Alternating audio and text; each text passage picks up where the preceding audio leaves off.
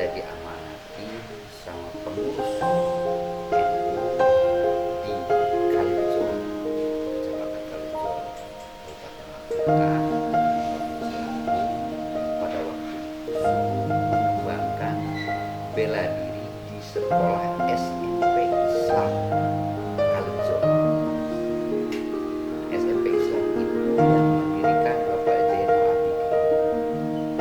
Setelah NU itu mempunyai lembaga pendidikan Marik, maka SMP Islam itu dinamakan ke Marik. Nah, saya sebagai keluarga besar Bapak Zainal Abidin pada waktu itu diminta untuk mengembangkan bela diri. Nah, karena NU itu punya lembaga pencak silat yang namanya Paganusa, dan pada waktu itu di Lampung belum ada, maka saya diminta untuk mendirikan lembaga pencaksilat Nahdlatul Ulama di Kecamatan Kalijo pada waktu itu, yang kemudian berkembang menjadi seluruh Provinsi Lampung. Berawal dari anak-anak SMP Islam Kalijo, saya kembangkan bela diri. Karena saya ini orang Jawa Barat, otomatis mempunyai aliran bela diri Jawa Barat. Sedangkan yang dikembangkan ini Paganusa, dan Paganusa itu adalah lembaga pencaksilat NU yang pada waktu itu menunjukkannya pondok pesantren Lirboyo masuk Jawa. Sehingga saya belajar untuk secara nasional jurus-jurus Paganusa, sehingga Paganusa di Lampung ini berkembang. Dan kebetulan ketua provinsi pertama di Provinsi Lampung ini, ketua Paganusa adalah saya. Pada waktu itu menjabat 20 tahun menjadi ketua Paganusa provinsi, dan berkembang sehingga Paganusa ini jumlahnya puluhan ribu. Alhamdulillah, ini aset NU, bahwa NU mempunyai lembaga pencaksilat.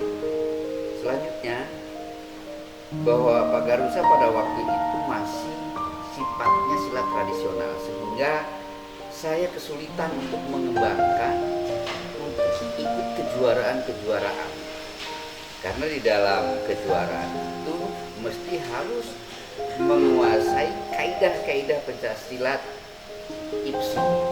Karena naungan pencaksilat seluruh Indonesia adalah IPSI, Ikatan Pencaksilat Seluruh Indonesia, mana seluruh perguruan pencaksilat di Indonesia ini dinaungi oleh IPSI. Sehingga dalam kejuaraan-kejuaraan itu di IPSI ada 2 kejuaraan. Satu Persilaga. Persilaga itu berarti kejuaraan pencaksilat body contact tarung. Gitu, tarung. Tapi tentunya tarung dalam hal ini di IPSI ada aturan-aturan yang mengikat sehingga bukan tarung bebas. Selanjutnya ada lagi Persiladini. Persiladini itu lomba keindahan gerakan pencaksilat dengan seni bela diri, gerakan yang diiringi oleh musik masing-masing daerah. Karena masing-masing daerah mempunyai pencaksilat dan masing-masing daerah mempunyai musik.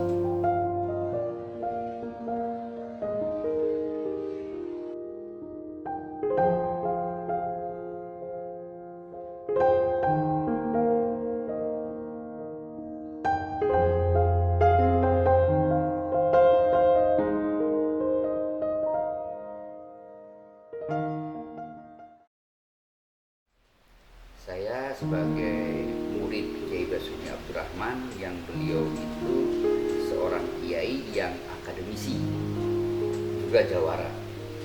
Beliau sebelum merdeka S2-nya dari Kairo, itu Indonesia belum merdeka, beliau udah S2, sehingga beliau mempunyai pesan ke saya bahwa saya diharapkan bisa mencetak jawara yang santri dan jawara yang akademisi. Sehingga kalau jawara yang santri, saya percayakan santri itu pendidikannya di pondok-pondok pesantren. Jawara yang akademisi, sehingga saya dituntut supaya mendirikan sekolah.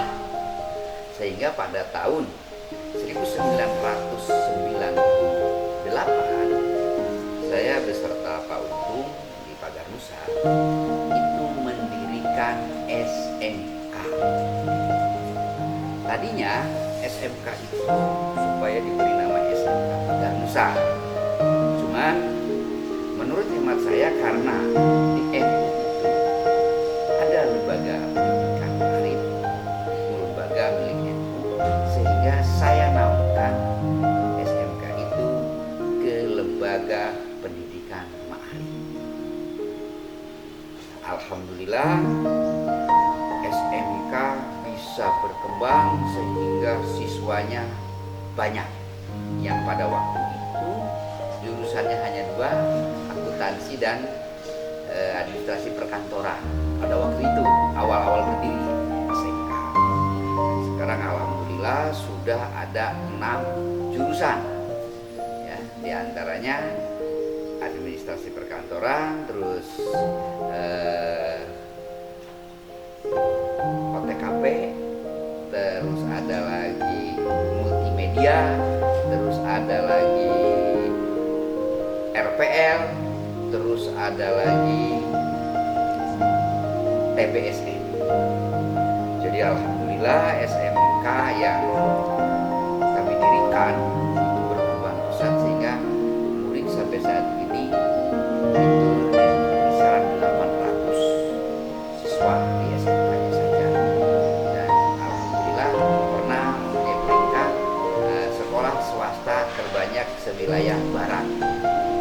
SMK Ma'arif ini dengan harapan mudah-mudahan bahwa lulusan-lulusan SMK ini betul-betul siap kerja, karena di SMK ini tenaga pendidiknya ya alhamdulillah tenaga pendidiknya profesional semua, sehingga setiap lulusan kalau hanya kerja di pabrik itu udah nggak kesulitan. Bahkan ya ketika PSG kantor pun sudah ada yang minta, contoh di perpajakan Kabupaten Prinsewu, begitu selesai PSG diminta untuk bekerja di kantor perpajakan Prinsewu. Artinya bahwa lulusan SMK itu mempunyai prestasi yang mudah-mudahan SMK ini menjadi ikon Kalirejo. Nah, ini semua saya pribadi berharap kepada seluruh masyarakat untuk mendukung adanya SMK ini supaya lebih baik lagi, dan saran kritiknya dari masyarakat kami tunggu. Saya tidak cukup di situ. Setelah SMK ini berkembang, maka saya di tahun 2018 menggagas bagaimana supaya ada sekolah tinggi atau perguruan tinggi.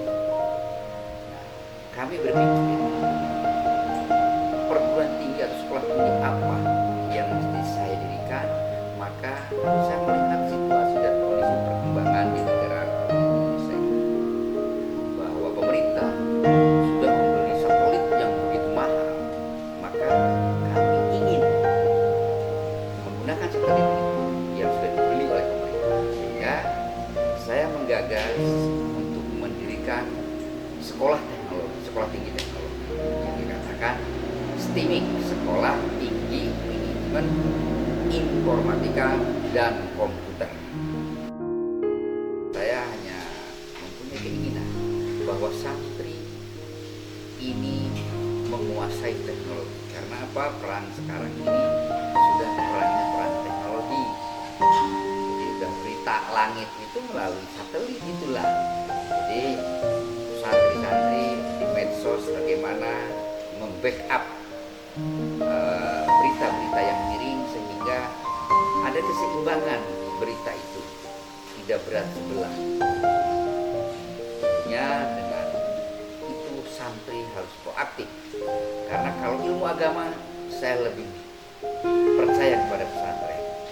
Tinggal anak-anak santri itu menguasai IT atau menguasai teknologi sehingga lengkap menjadi santri, musyawarah dan akademis, sehingga dalam mengisi kemerdekaan kemerdekaan itu andil di bidang apapun santri, dan santri itu hebat menurut saya. Sekarang tinggal santri melengkapi dirinya dengan teknologi melalui akademisi.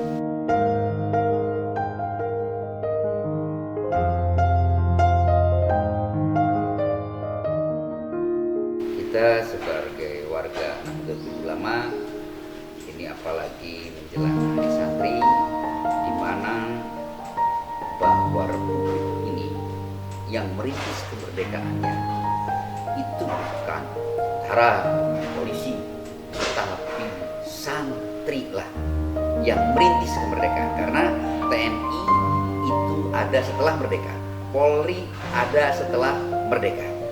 Dulu adanya tentara Hizbullah, adanya santri.